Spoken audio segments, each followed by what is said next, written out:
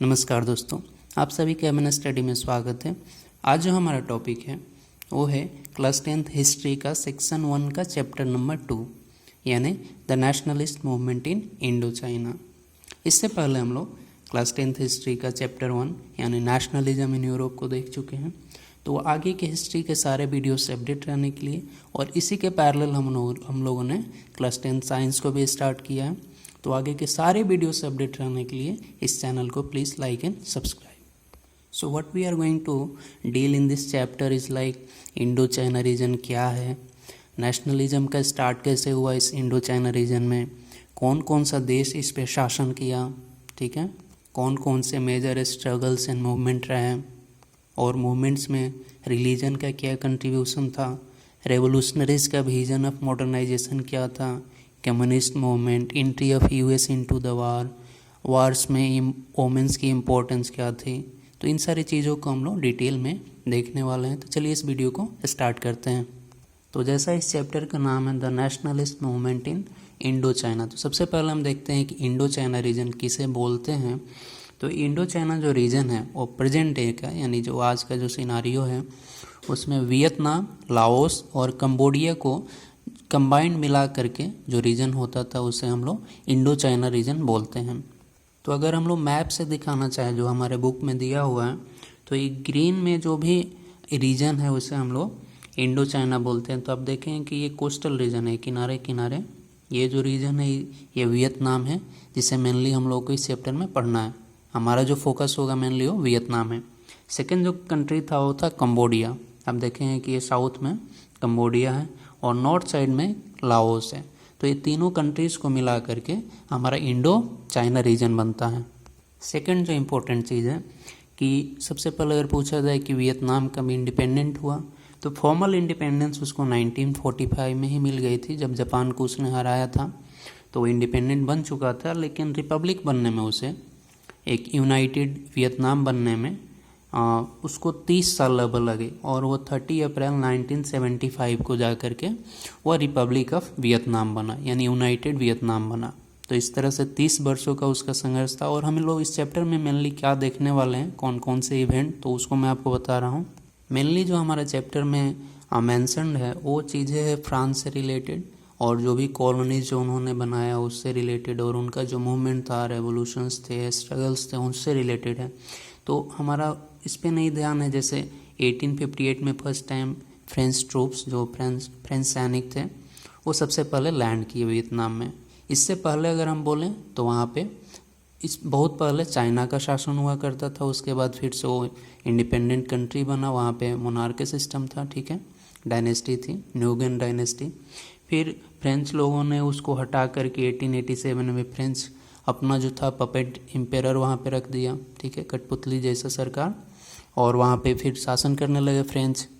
ये शासन कर ही रहे थे कि सेकेंड वर्ल्ड वॉर के समय 1940 के समय जापान ने वियतनाम को ऑक्युपाई कर लिया और फिर वियतनामी जो भी रेवोल्यूशनरीज थे वो दोनों से लड़े, जापान से भी लड़े और फ्रेंच से भी लड़े और फाइनली उन्होंने जापान को हरा करके हनोई को हासिल कर लिया। और इसके बाद उन्होंने अपने आप को इंडिपेंडेंट बताया, जो मैंने बताया कि 1945 में उन्होंने फॉर्मल इंडिपेंडेंस की घोषणा कर दी थी। हालांकि रिपब्लिक बनने में उन्हें 30 साल और लगे।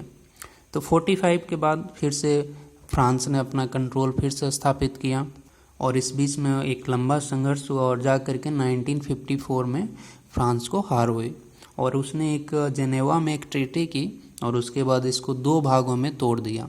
वियतनाम को नॉर्थ और साउथ पार्ट में दोनों में तोड़ दिया और फिर इन दोनों में संघर्ष चलते रहा। और 65 में फिर क्या हुआ, इन्हीं दोनों के बीच लड़ाई का फ़ायदा उठाते हुए यूएस ने एंट्री ली यानी अमेरिका ने, और इस जंग में कूद पड़ा और अमेरिका को भी इसमें कुछ हासिल नहीं हुआ। लास्ट में वो 74 में फिर एक पीस ट्रीटी किया पेरिस में, ठीक है, और लास्ट में जा कर के जब 30 अप्रैल 1975 को फिर जा कर के वो यूनिफाइड वियतनाम बना। इस तरह से रिपब्लिक ऑफ वियतनाम बनने में 30 साल लगे जब से वो इंडिपेंडेंट हुआ। 45 में ही वो इंडिपेंडेंट हो चुका था।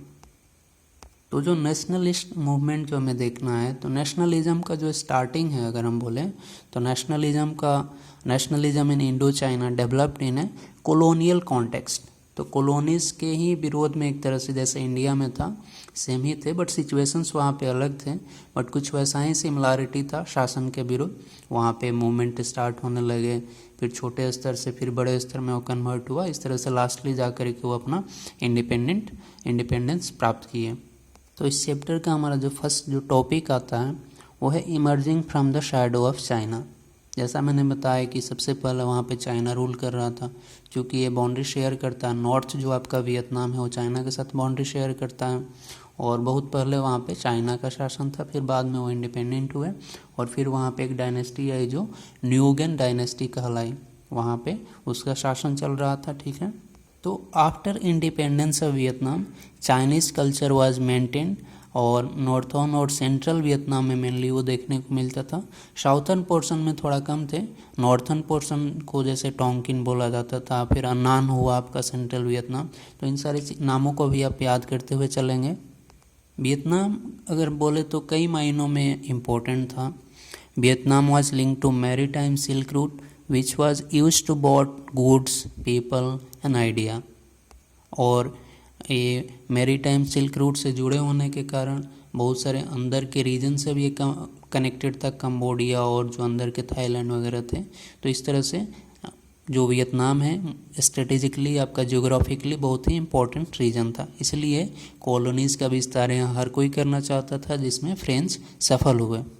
जैसा कि फिगर में आपको एक पोर्ट शो कर रहा है, ये पोर्ट आपको दे रहा है फाइफो का पोर्ट है, और ये पुर्तगालिस के द्वारा बनाया हुआ था। आप देख सकते हैं बहुत सारा मूवमेंट यहाँ पे चल रहा है।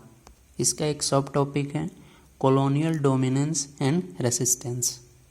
तो जैसे मैंने बताया कि French troop landed in Vietnam in 1858, और 80 तक वो अपना मजबूत पकड़ बना लिए थे, और जो सबसे पहला जो रीजन उन्होंने जीता वो कोचिन चिन्ना था, वो साउथ वियतनाम का एक रीजन था। और फ्रांसीसियों का जो मुख्य नियंत्रण था, यानी मेन जो उनका कंट्रोल था, वो इकोनॉमिक और मिलिट्री पे था।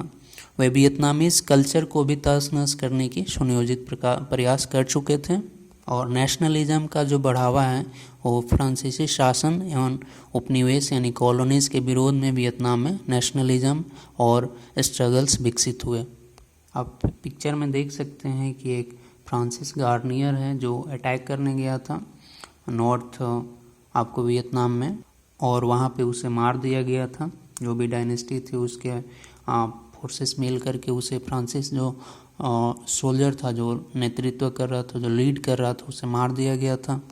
और फ्रांसीसियों ने ही मेकांग रिवर की खोज की थी वहाँ पे वियतनाम में। मेकांग रिवर जो कि जैसे इंडिया में गंगा जैसे इम्पोर्टेंट है, वैसे ही वियतनाम में मेकांग नाम की एक नदी है जो कि बहुत ही इम्पोर्टेंट है। और ये जो फ्रांसिस गार्नियर था वो मेकांग रिवर के खोज का जो ग्रुप था उसमें से ये एक था।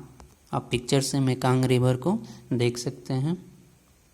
इसी दौर के एक मशहूर ब्लाइंड पोएट हुए थे जिनका नाम था न्यूगन डीन च्यू, और उनका एक ये पोएम था, इसमें मेनली उन्होंने बोला था कि ये बेहतर है कि मैं अंधा हूँ, अगर मैं जीवित होता और ऐसे जो आपको दिक्कत दे रहे हैं फ्रांसीसी वो मैं सहन नहीं कर पाता, और जो सहन कर रहे हो एक तरह से मृत है, कुछ ऐसा उन्होंने बोला था। यानी शासन के विरुद्ध उसने आवाज़ इसमें इस पोएम में दी थी। नेक्स्ट हमारा सब टॉपिक है why the French thought colonies necessary. तो फ्रांसीसियो या फिर कोई भी अदर कंट्री हो, उसको कॉलोनीज़ का जो मेन मोटो होता है, उसका जो पेरेंट कंट्री होते हैं उसके इंटरेस्ट को पूरा करना।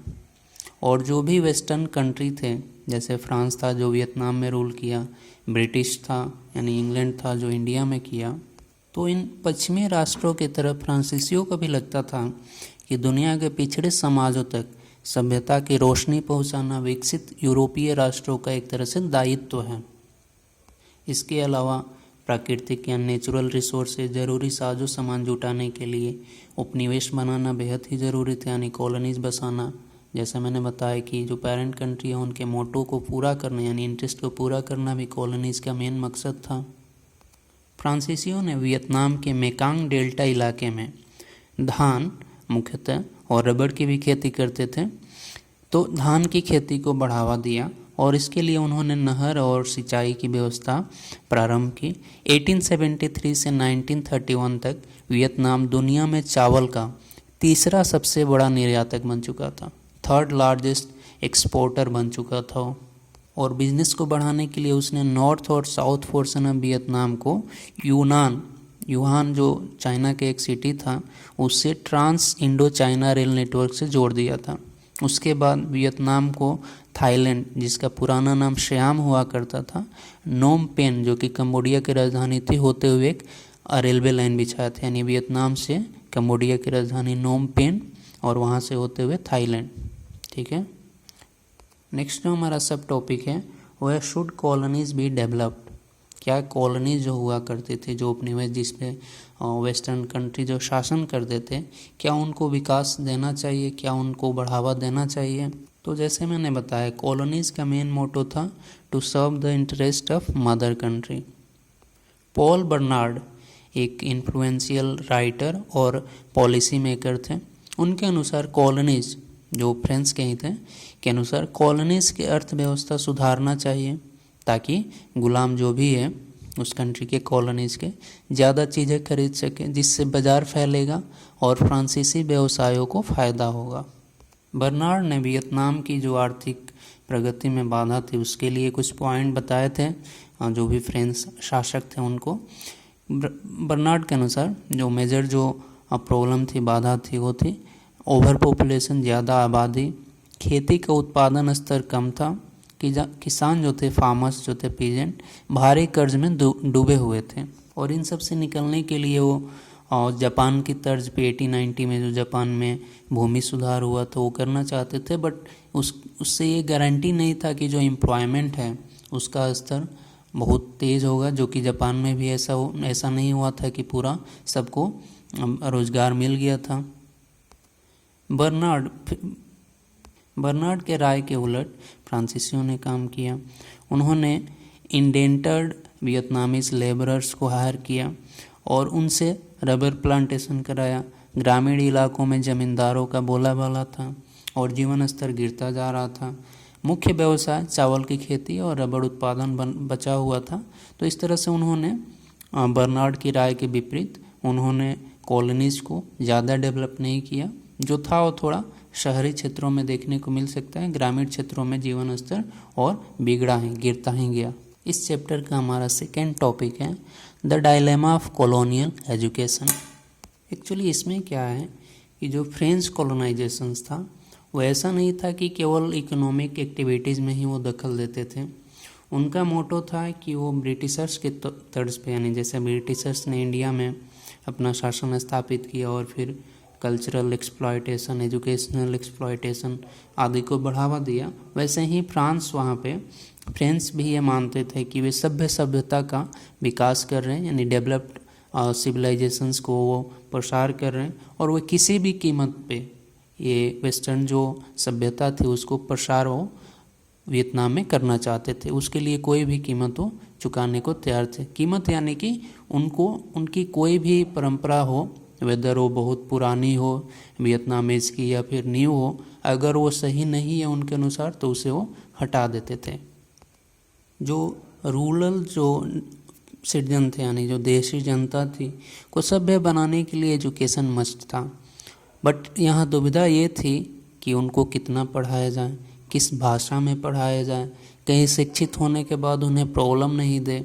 कोलोन्स जो फ्रांसीसी जो वियतनाम्स में रहते थे और कुछ छोटा मोटा जॉब करते थे, जैसे क्लर्क्स का या फिर शॉपकीपर्स वगैरह का या फिर पुलिसमैन का, तो उनको ये डर था कि कहीं अगर शिक्षित हो जाए वियतनामीज तो फिर उनका जॉब, जैसे जॉब सिक्योरिटी हो, उस पर खतरा था, तो उनकी जगह कहीं रिप्लेस नहीं कर देते। इस वजह से वो वियतनामीज की शिक्षा का यानी एजुकेशंस को बढ़ावा नहीं देना चाहते थे।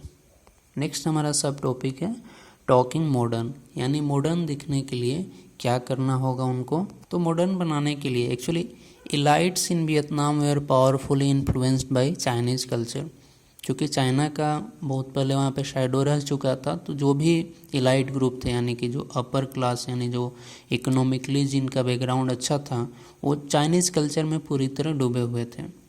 सो French systematically dismantle the traditional education system, यानी जो चाइनीज़ जो एजुकेशन सिस्टम पहले से वियतनाम में चल रहे थे उसको उन्होंने सुनियोजित तरीके से उसको बर्बाद किया और फिर बाद में फ्रेंच स्कूल खोल दिए। बट अब दुविधा थी कि कौन सी भाषा में शिक्षा दी जाए, यानी कि फ्रेंच में दी जाए या फिर वियतनामीज़ में दी जाए या फिर चीनीज़ में, यानी किस में दी जाए, उनको ये डाउट थे। तो दो तरह के ओपिनियन मिले।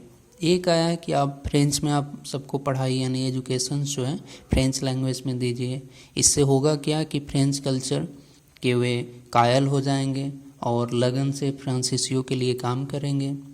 दूसरा ये ओपिनियन था कि वियतनामीज़ में जो लोअर क्लास है उसको वियतनामीज़ भाषा में पढ़ाया जाए और जो हायर क्लास है उसमें फ्रेंच भाषा में पढ़ाया जाए, ताकि वो फ्रेंच सीख ले और बाद में उनको नागरिकता भी दे दिया जा सके।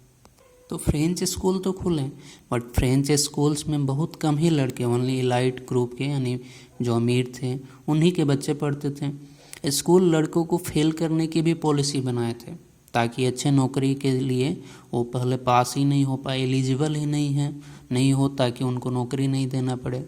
तो एक डेटा में आपको दिखाता है कि 1.7 करोड़ यानी 17 मिलियन का पॉपुलेशन में केवल 400 ही आपको बच्चे पास हुए थे उस साल में। तो आप देख सकते हैं कि एक तरह से साजिश के साथ वो बच्चों को फेल करते थे। इसके साथ ही साथ वो स्कूल टेक्स्ट बुक में आप देखेंगे कि फ्रेंच को ग्लोरीफाई करना और वियतनामीज को पिछड़ा दिखाना, नीचा दिखाना या नकलची लेबर क्लास दिखाना, ये फ्रेंच जो टेक्स्ट बुक थे उसमें आम हो गए थे। और कॉलोनियल रूल को जस्टिफाई करना और बोलना कि किसान डाकुओं के आतंक से मुक्त हो गया फ्रांस के आने के बाद। तो ये कॉलोनियल रूल को जस्टिफाई करते थे और वियतनामीज को नीचा दिखाते थे, ताकि वो फ्रेंच कल्चर था उसको वो अपनाए और इनके कायल हो जाए और इनके लिए काम करें। नेक्स्ट जो हमारा सब टॉपिक है वो है लुकिंग मॉडर्न। तो फ्रेंच ने अपना स्कूल टोंकिन फ्री स्कूल नाम से 1907 में शुरू किया। 1907 में वेस्टर्न स्टाइल एजुकेशन देने के लिए उन्होंने साइंस, हाइजीन और फ्रेंच को भी पाठ्यक्रम में यानी कि सिलेबस में शामिल किया, बट फ्रेंच के लिए उनको अलग से पे करने होते थे। और उनका बोलना था कि टू बी मॉडर्न केवल शिक्षा यानी साइंस और वेस्टर्न आइडिया ही काफ़ी नहीं है, उनको मॉडर्न यानी फ्रेंच की तरह दिखना भी चाहिए। और फ्रेंच कैसे दिखते थे, तो शॉर्ट हेयर कट उनका होता था और टेनिस प्ले करते थे। तो आपको इस बुक में एक तरह से एक क्रिटिक्स के तौर पे यहाँ पे दिया गया है कि वियतनामीज एक लड़का है जो कि शॉर्ट हेयर कट में है और टेनिस यहाँ पे प्ले कर रहा है, जबकि वियतनामी जो थे वो लंबे हेयर कट रखते थे ट्रेडिशनली। नेक्स्ट जो हमारा सब टॉपिक है वो है रेसिस्टेंस इन स्कूल्स। तो जैसा मैंने बताया कि जो एक स्कूल टेक्स्ट बुक थे उसमें फ्रेंच को ग्लोरीफाई करना शुरू हो चुका था ऑलरेडी, वियतनामीज को और लेबर क्लास दिखाना, नीचा दिखाना और अपने आप को जस्टिफाई करना कि जो फ्रेंच रूल है वो बहुत ही अच्छा कर रहा है, वो लोगों की भलाई के लिए है। तो ऐसा होने के कारण जो teachers and students did not blindly follow the curriculum. और उन्होंने क्या किया, वियतनामी टीचर्स जो टेक्स्ट बुक में था या तो उसको क्रिटिसाइज़ करने लगे या फिर गलत पढ़ाना स्टार्ट कर दिया। इस प्रकार छात्रों को भी आंदोलन में हिस्सा लेने लगे, पॉलिटिकल पार्टी बनाना, प्रोटेस्ट करना, जर्नल छापना। इस क्रम में 1920 में एक पार्टी ऑफ यंग अनान की स्थापना हुई। जर्नल्स में जैसे अन्नानीज स्टूडेंट्स वगैरह छपे गए, ठीक है। तो इस प्रकार से मूवमेंट का स्टार्ट एक तरह से स्कूल से भी शुरू हो गया। इस चैप्टर का हमारा थर्ड टॉपिक है hygiene, disease and everyday resistance. और इसमें मेजर जो हम लोग का टॉपिक आता है प्लेग स्ट्राइक्स इन हनोई। तो हनोई एक जगह का नाम है वियतनाम में ही, और आधुनिक वियतनाम बनाने के क्रम में हनोई को रीबिल्ड किया उन्होंने latest architecture and engineering skill से।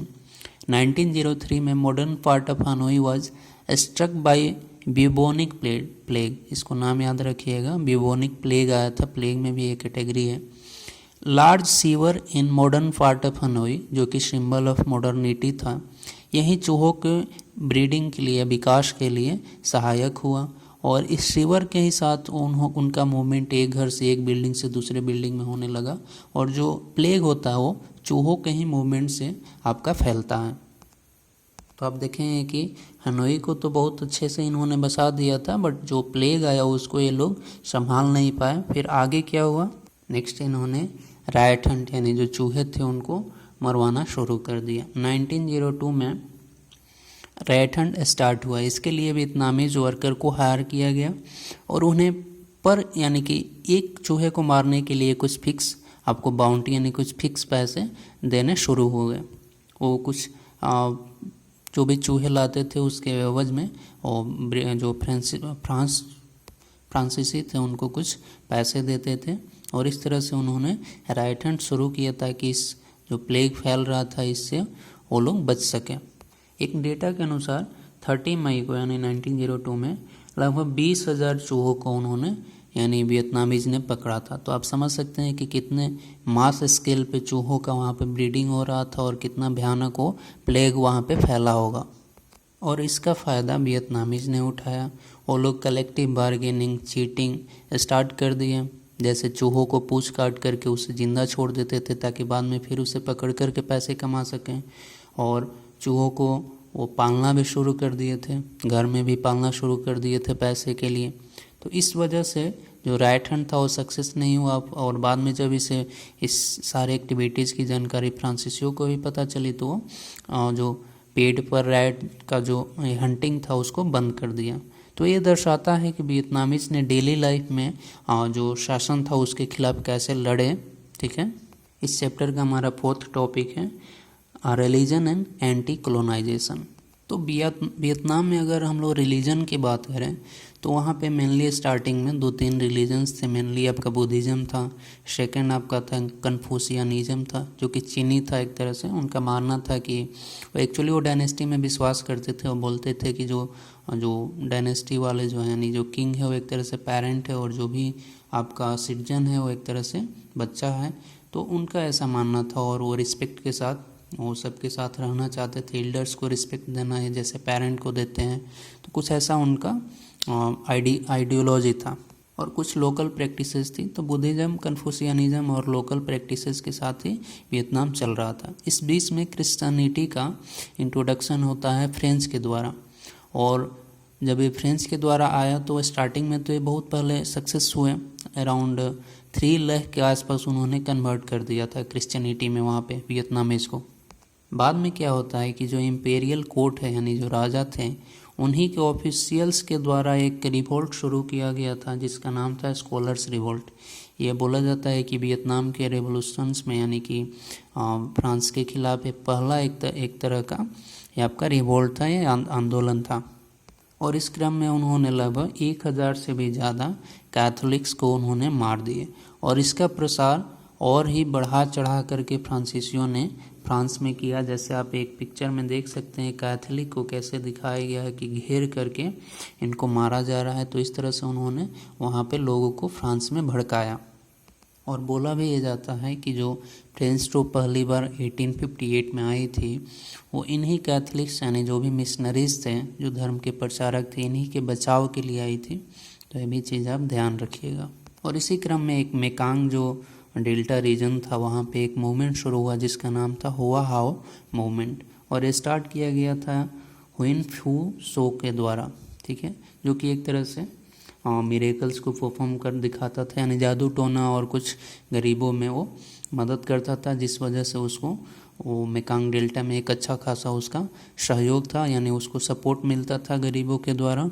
तो उसने फ्रेंच जो भी थे फ्रेंच के खिलाफ उन्होंने एक मूवमेंट स्टार्ट कर दिया, हुआ हाओ मूवमेंट। और उनका मानना था कि their belief that they have seen vision of God. और वही क्या फ्रेंच से विरोध था उनका, तो his criticism against useless expenditure, sale of child bride, gambling, alcohol, अफीम इत्यादि के विरुद्ध उनका एक यानी कि विरोध था फ्रेंच के खिलाफ। इस वजह से उसने ये मूवमेंट शुरू किया था। बाद में फ्रेंच ने क्या किया, French try to suppress the movement and declare the founder mad and called him mad bonze. उसको मैड बोंजे बुलाने लगे और बाद में उसको मेंटल असाइलम में भेज दिया, यानी कि उसको पागल घोषित करके मेंटल असाइलम भेज दिया। बाद में हुआ क्या कि जो भी डॉक्टर्स थे वो खुद उसके बोला जाए तो एक तरह से प्रशंसक निकले। वो डॉक्टर से उसी के फॉलोअर बन गए और बाद में फ्रांसिस डॉक्टर्स भी ये माने कि वो पागल नहीं है। तो बाद में क्या किया कि लास्टली उसको एक्साइल कर दिया लाओस के लिए और उसके जो भी फॉलोअर्स थे उनको कंसंट्रेशन कैंप में भेज दिया। कंसंट्रेशन कैंप का मतलब होता है कि यातना शिविर इसका हिंदी होता है, यानी कि उसमें जो भी लोग जाते हैं उनको यातना दी जाती है, दुख दी जाती है, उनको मार भी दिया जाता है। तो जो भी उसके फॉलोअर्स थे और उस ह्यूंग फूसो के जो हुआ हाओ मूवमेंट को स्टार्ट किया था उसके सारे फॉलोअर्स को कंसंट्रेशन कैंप में भेज दिया गया। तो एक तरह से 1868 में जो फ्रांसीसियों ने विद्रोह जो किया था कैथोलिक के खिलाफ, यहीं से देशभक्ति में उत्साह का संचार शुरू हो गया था। यानी कि जो स्टार्टिंग में जो बोला जाए नेशनलिज्म का जो फीलिंग वो यहीं से शुरू हो गया था। जो मिशनरीज के खिलाफ जो भी रिवोल्ट हुए और जो भी ये मूवमेंट चला, इसी से बन गया था। चैप्टर का हमारा 5th जो टॉपिक है, the vision of modernisation. The vision of modernisation का मतलब है कि जो भी रेवोल्यूशनरीज थे, जो भी मूवमेंट में शामिल थे, जो विरोध कर रहे थे, जो राष्ट्रवादी थे, उनके लिए आधुनिकीकरण का क्या मतलब था। यानी अगर फ्रीडम मिल जाती है तो उनका फिर क्या मकसद था, फिर उनको चाहत थी, ये चीज़ हम इस टॉपिक में देखेंगे। To be modernise, some Vietnamese wanted to go with their old tradition while some wanted to accept western traditions। यानी इनका भी दो मत था। एक था कि वो ओल्ड ट्रेडिशन यानी पुरानी जो सभ्यता है उसको मानना चाहते थे, दूसरे थे कि वो बोलते थे नहीं, पश्चिमी सभ्यता जो है वो बेहतर है। और जो नेशनलिस्ट मूवमेंट था उसमें भी दो लीडर उभर कर आए, जो मेजर जो दो थे, एक थे फान बो चाओ और दूसरा थे फान चू ट्रिन। ठीक है, और ये दोनों का जो ऑब्जेक्टिव था वो था फ्रीडम पाना, बट दोनों का जो रास्ता था यानी द वे जो बोला जाता है, वे टू अचीव फ्रीडम, ये अलग अलग थे। फान बो चाओ जो था वो चाइनीज़ रिफॉर्मर लियांग की चाओ से मिला था योकोहामा में 1905 में, और उसने एक बुक भी लिखी थी, the history of the loss of Vietnam, जो वाइडली फेमस था चाइना और वियतनाम में। इस बुक को नाम याद रखिएगा, the history of loss of Vietnam. किसके द्वारा? तो फान बो चाओ एक नेशनलिस्ट लीडर था मूवमेंट का। ठीक है, और ये बुक उसी लिंग की चाओ जो कि रिफॉर्मर था चाइनीज़, उसी के नेतृत्व में इन्फ्लुएंस में लिखा गया था। ठीक है, और फान बो चाओ का मानना था कि जो भी फ्रेंच गवर्नमेंट है उसका जो रेसिस्टेंस है यानी उनको हटाने के लिए हमें जो कोर्ट है यानी जो इम्पेरियल जो कोर्ट है यानी वहाँ का जो भी राजा है उनकी मदद लेना चाहिए। और एक रेवोल्यूशनरी सोसाइटी उसने फॉर्म किया था 1903 में, जिसका जो हेड जो था वो प्रिंस क्योंग डे को बना दिया था। और जो फान चू ट्रिन था उसका मानना था कि मोनार्की की मदद से फ्रेंच से लड़ना गलत है।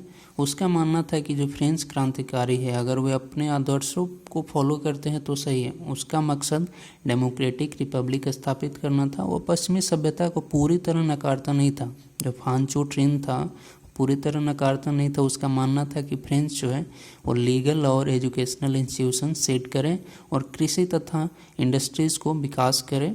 वो अपने आदर्शों पे नहीं, ये उसका एक विरोध था कि जो आइडियल जो है फ्रांसीस क्रांतिकारियों का वो उसका पालन करें। ठीक है, तो इन दोनों में यही अंतर था कि जो फान बो चाओ था वो जो राजा थे उसकी मदद से फ्रेंच को हटाना चाहता था, बट जो फान चू ट्रिन था उसका मानना था कि जो फ्रेंच है वो जो आइडियल जो उनका क्रांतिकारियों का जो आइडियल है उसी पे वो फॉलो करे और वियतनामीज का विकास करें। और बुक में यहाँ पे एक सोर्स दिया हुआ है कि दोनों एक साथ जापान में थे और उनका बहस लगभग 10 दिनों तक चला था। बाद में फिर यही निकला कि दोनों का मोटो सेम था, बट जो रास्ते थे अचीव करने का फ्रीडम वो अलग अलग था। नेक्स्ट जो हमारा सब टॉपिक है वो है other ways of becoming modern, Japan and China.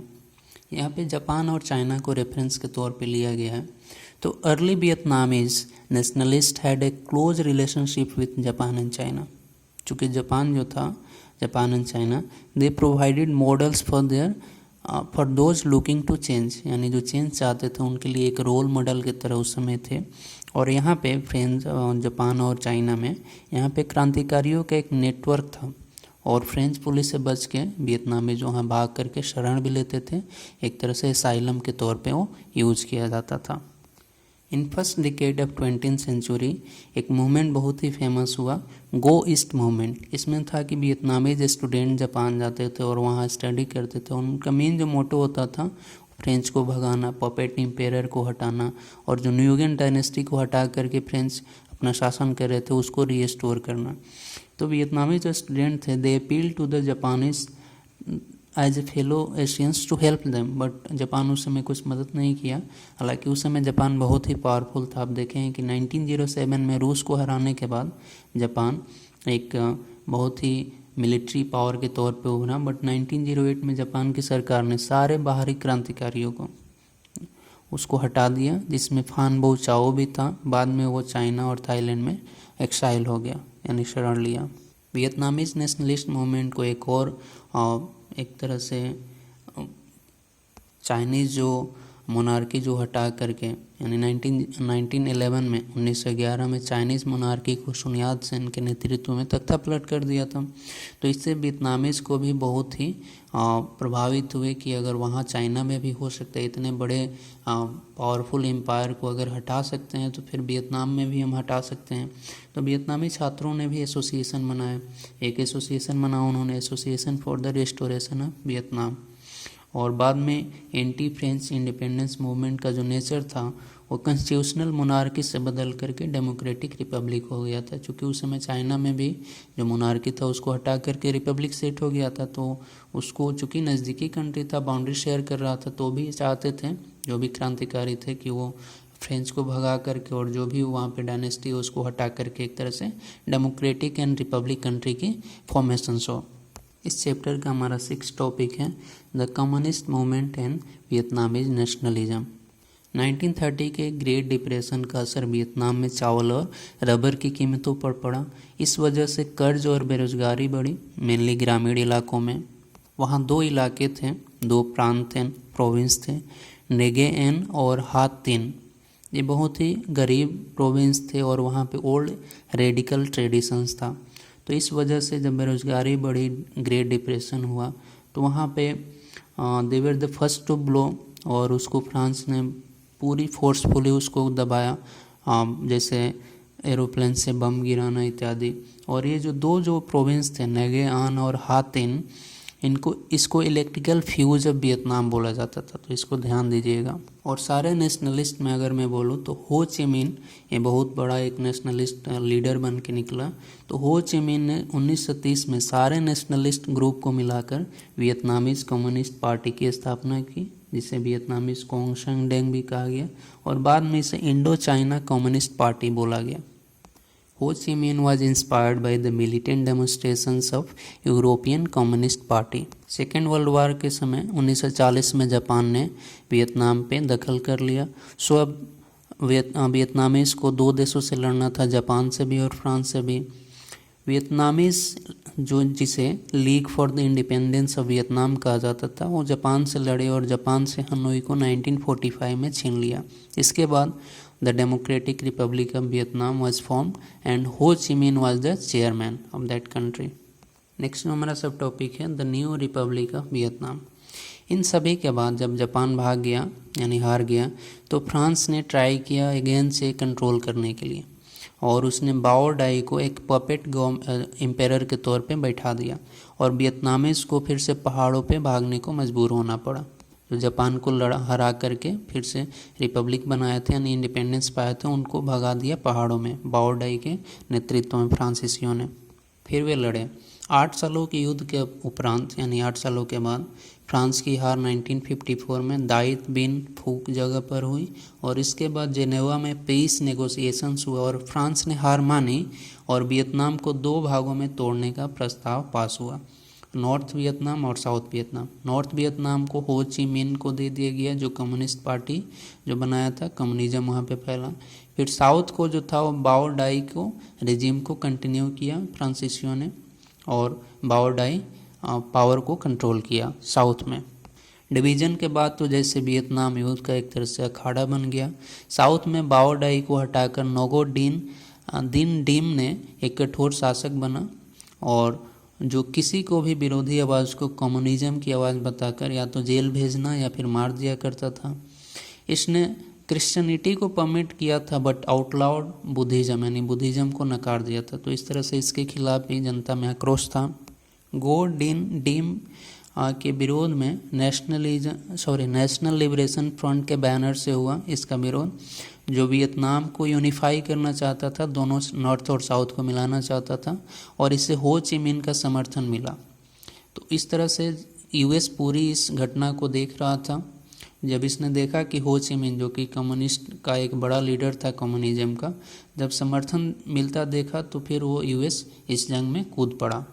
और ये एक तरह से बोला जाए तो इस टॉपिक का एक मेजर अट्रैक्टिंग पॉइंट है कि इसमें यूएस ने भी भाग लिया था और लास्ट में यूएस जीता नहीं था, लास्ट में एक ट्रीटी करना पड़ा। एनीवे उसको हम लोग देखेंगे। तो हमारा नेक्स्ट सब टॉपिक है the entry of the US into the war. इस समय सेकेंड वर्ल्ड वार हो चुका था और यूएस जो था एक तरह से पावरफुल कंट्री बन के निकला था, सुपर पावर बन के निकला था।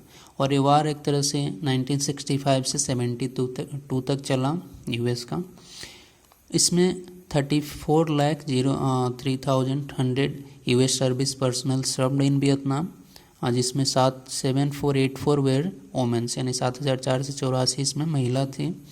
और US casualty were high relatively to Vietnamese. 47,284 died in battle, यानी इतने मारे गए बैटल में, युद्ध में। और 3,03,704 जो घायल हुए, जिसमें से 23,014 जो थे पूरी तरह से डिसेबल्ड थे 100%। यूएस ने अपनी सारी ताकत झोंक दी। यूएस ने B-52 उस समय का मोस्ट पावरफुल बॉम्बर था, उसका यूज़ किया, टैंक्स का यूज़ किया, केमिकल वेपन्स जो कि रेस्ट्रिक्टेड थे, नापाम, एजेंट ऑरेंज, फॉस्फोरस बम इत्यादि का यूज़ किया। नापाम को बोला जाता है कि वो स्किन पे सट जाता था और फिर वो जलता था, तो इस तरह से बहुत ही दर्दनाक मौत होती थी। और एजेंट ऑरेंज का यूज़, चूँकि वहाँ पे बहुत सारे जंगल थे, तो जंगल को डिस्ट्रॉय करके ताकि वो फिर एरोप्लेन या फिर ऊपर से शूट कर सकें, तो इस वजह से एजेंट ऑरेंज का यूज़ करते थे। और बहुत ही बड़े स्तर पे जंगल्स को उन्होंने तबाह किया। वार के मिक्स रिएक्शंस थे अमेरिका में भी। हॉलीवुड ने भी सपोर्ट किया, सपोर्ट में फिल्में बनाई, जैसे जॉन वेन का ग्रीन ब्रीड्स नाम का 1968 में आया। फिर एक क्रिटिक्स फिल्म बनी लाइक जो फ्रांसिस फोर्ड कोपलास का था, नाम था फिल्म का एपोक्लिप्स नाउ, जो 1979 में आया। यूएस के अगेंस्ट वार में जो सबसे मेजर जो इम्पोर्टेंट पॉइंट है या जो स्ट्रेटेजी था वो था हो ची मिन ट्रेल। ये जो रास्ता आप देख रहे हैं, आप देखेंगे कि ये वियतनाम है, जो ब्लू में जो है वो वियतनाम है, और इसके बाहर ये जो रास्ता और यहाँ से सप्लाई कर रहा है, यहाँ से कनेक्ट कर रहा है वियतनाम के अदर पार्ट को, यानी इंटीरियर पार्ट को। और इसी की मदद से नॉर्थ से साउथ में जो भी जो वॉरियर जो थे या फिर जो भी साजो सामान था, जो भी मटेरियल्स थे, टैंक थे, बंदूक थे, सो जो भी चीज़ें थी यहाँ से मूव करके साउथ में आती थी इसी रास्ते से। ठीक है। So Ho Chi Minh Trail, mostly outside Vietnam, an immense network of footpaths and roads used to transport men and materials from north to south. Almost बोला जाता है कि 20,000 नॉर्थ वियतनामीज ट्रूप प्रत्येक मंथ, ईच मंथ साउथ के लिए निकलते थे इस रास्ते से। यह बेसेस, यह जो ट्रेल था बेसेज और हॉस्पिटल्स को सपोर्ट करता था, और कुछ जगहों पे ट्रक से भी माल को सप्लाई करते थे। यूएस ने इस पे बहुत बार बम गिराया, बट ये खुद को रिपेयर कर लेते थे, रीबिल्ड कर देते थे इस ट्रेल को। 7th हमारा टॉपिक है the nation and it's heroes. इसमें मेनली वोमेंस के बारे में हमें देखना है। तो वोमेंस एज रिबेल, पहले तो वोमेंस का कुछ ज़्यादा पार्टिसिपेशन नहीं था पब्लिक लाइफ में, पब्लिक अफेयर्स में, but equality of women was greater than what ever was in China at that time. Heroes of past time की बात करें तो फैन बो चाओ जो था एक नेशनलिस्ट लीडर था, उसने ट्रंक सिस्टर्स को एक तरह से एक ग्रेट वॉरियर के तौर पे वो रिप्रेजेंट किया था। एक उसने बताया कि चाइनीज़ डोमिनेशंस के खिलाफ 39 और 43 CE में उसने अराउंड 30,000 सैनिकों को इकट्ठा करके लड़ा, और लास्ट में मरते मरते यानी जब हारने लगी तो खुद को सुसाइड कर ली रेदर दैन सरेंडर। तो एक तरह से ये महिलाओं को और ये आंदोलित करता था, ये सारी बातें। वैसे ही एक और लेडीज़ को यहाँ पे ग्लोरीफाई किया जाता था जिसका नाम था ट्रू यू। ठीक है, इसने भी चाइनीज़ रूल के खिलाफ लड़ा था। इस वार में वोमेंस को वॉरियर के रूप में प्रोजेक्ट करना तथा महिलाओं के युद्ध के दौरान योगदान को इसमें दर्शाता है।